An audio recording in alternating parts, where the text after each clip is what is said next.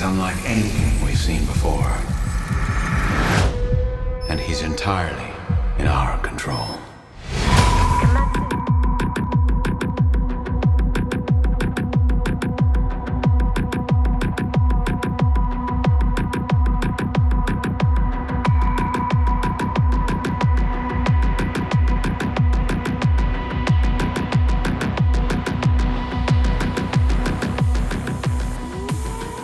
You've been around comic book movies. You've done a couple before, but this is the first one you're headlining. Why now? Why Bloodshot? Great question. You're right. It's only the second pre-existing character I've ever played. The diehard fans of Valiant comic books know why it's been awarded a New York Times bestseller. The story is compelling in a way that is fresh in the superhero genre. It's such a fresh take on the superhero genre that it doesn't even qualify with our normal concept of superheroes. Superheroes are usually from a planet of superheroes, or they wake up with some altruistic desire to save the world. That's not Ray Garrison. Ray Garrison is living in a world, an imperfect world. Not just a flawed character, but an imperfect world. What is his heroism at the end of the day? It's simply trying to break free from outside manipulation and control. Your characters are all original to the movie, or are some of them in the comics as well? I think all of yours is it? Original to the movie, yeah. Yeah.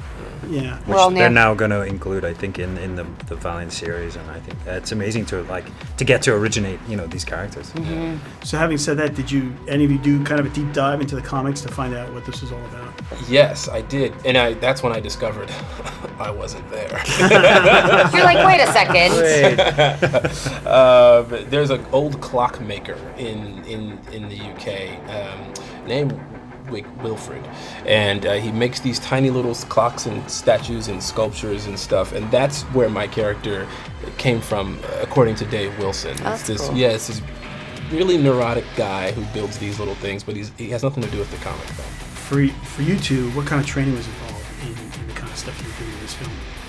Well, prior to going to South Africa, I started training. I had always been really physical, even when I'm not working. I like martial arts. I like being dynamic and physical and just sort of challenging myself. It creates a really good discipline within my persona. And so I kind of dived into a couple of versions of it, but this kind of had, funny enough, stunts for me, especially in my fight scene, if you see, it's more of a dance than actual a fight. She is this sort of dance moves into it, the flips and everything. So that was the tricky part. The whole, and then the jiu-jitsu and underwater, I had to really train with this incredible female stuntee who is a diver, and she would do all the jiu-jitsu underwater, and I eventually did it as well and had to go underwater. So it was exciting. I learned a lot of different things that you would never expect to learn in an action film. And actually, kind of going back to your question, to be honest, I kind of based Dalton, the look and the feel of him, on some of the original Bloodshot pictures, because I wanted him to be angry. There can be multiple Bloodshots in my mind, there can be many of them. So I kind of wanted him to be, almost of the same ilk, that he has this rage. But we've been talking about where the characters come from, and the reason he's so angry with everyone and with Ray is that he's a great soldier. He's a Navy SEAL, and he's lost his legs, and he feels like he's been passed over, and he has a lot of rage about that, a lot of anger. How did playing him push you in a way that was different from playing a Dom Toretto or a Riddick? Those characters, both Dom Toretto and Riddick, we all appreciate that he's 3 steps ahead of everyone. This is not the case with Ray Garrison. He's the last to know anything. He is so in the dark. He can't even understand what's real and what's not real. He doesn't even know who's manipulating him. He doesn't even know that he is being manipulated. He's just going through a daily form of torture in that he's reliving the most horrific moment of his life every single day. And what we learn is what it's in service of. But isn't that tragic, to be motivated to kill, all by pulling the heartstrings and breaking your heart every single second. That makes for a very vulnerable character.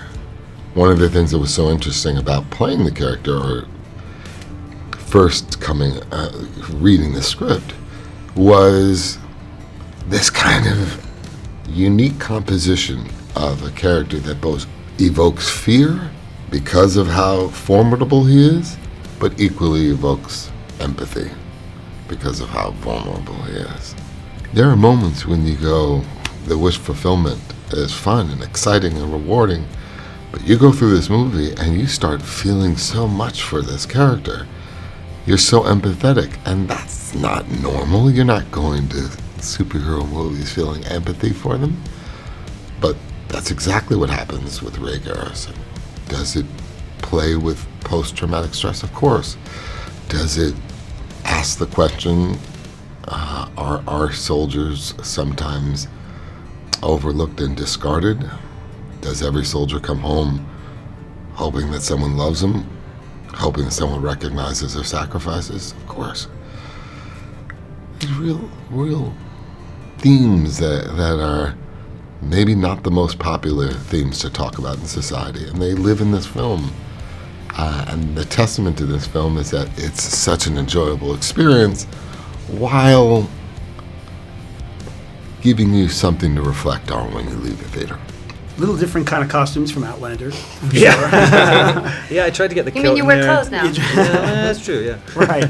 But when you actually see, because on set you're wearing probably green socks and things Yes, like that. the frog legs. The frog legs. When you see it on the screen, is it still kind of jarring or jolting to see the legs and to see the arms come out from your back and that sort of Yeah, I missed the green socks actually, but it was so funny because trying to think, he thinks he's really cool, Dalton, but really deep down he's got green socks on. Yes. But yeah, no, I mean when it's all put together, that's kind of like the challenges of doing an action movie.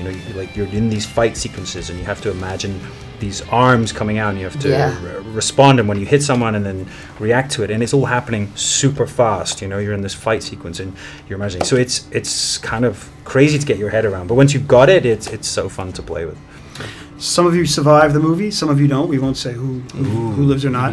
But this is comics, so anybody can always come back as well. Yeah. Would the three of you want to do another one and delve a little bit more into each of their backstories if you can? Of course. I think that was the intention when we came into this project, was sort of like expand this universe and find where it could go to. Because you do see a little bit of our characters throughout the movie, but not the full effect. And I feel like that's sort of the design of the comic, and we would love to find and really make our characters our own, and really find their own lives and inspire people, because I think these characters, beyond anything, what I feel like people will relate to when they watch it is that they feel like real people. And it is the story of like these ex-soldiers that came back to life, and like, what does that mean? It's just not competing against superheroes. It's about what humans would be with an upgrade, and I feel like that's a fascinating story to tackle. So it'd be really fun to go into that and dive in. I'm definitely pitching for the Dalton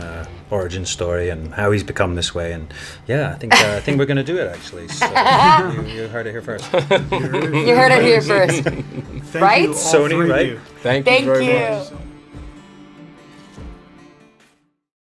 Like the sound of this video? All of our music was licensed from Soundstripe, a subscription-based royalty-free music library for filmmakers, podcasters, YouTubers, and more. Soundstripe. Keep creating.